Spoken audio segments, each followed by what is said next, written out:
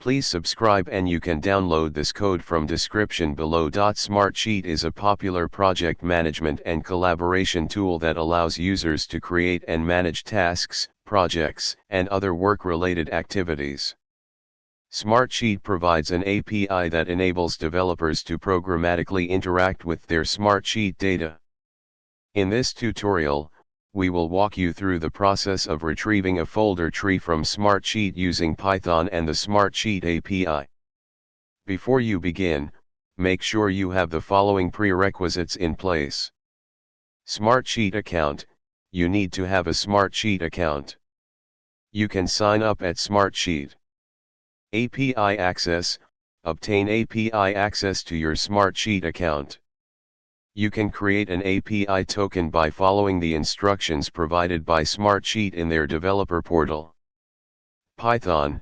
Ensure you have Python installed on your machine. You can download Python from the official website. Requests library. You'll need the requests library to make HTTP requests to the Smartsheet API.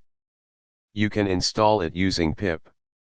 We'll be using the Smartsheet API to retrieve the folder tree. Here's a step-by-step guide on how to do this. Start by importing the required libraries in your Python script. You should store your Smartsheet API token in a secure way. For this tutorial, we will hard-code it for simplicity. Replace your _API_ token with your actual API token. You need to define the API endpoint for retrieving the folder tree. Smartsheet API documentation will provide the correct URL. Here's how you can set it up. To retrieve the folder tree, you'll make an HTTP GET request to the Smartsheet API. Include your API token in the request header for authentication. Now, you can process the response data. Smartsheet API will return the folder tree structure in JSON format. You can use the JSON method to parse the response. Here's an example of how to retrieve and print the folder tree. In this tutorial, we've shown you how to retrieve a folder tree from Smartsheet using the Smartsheet API in Python.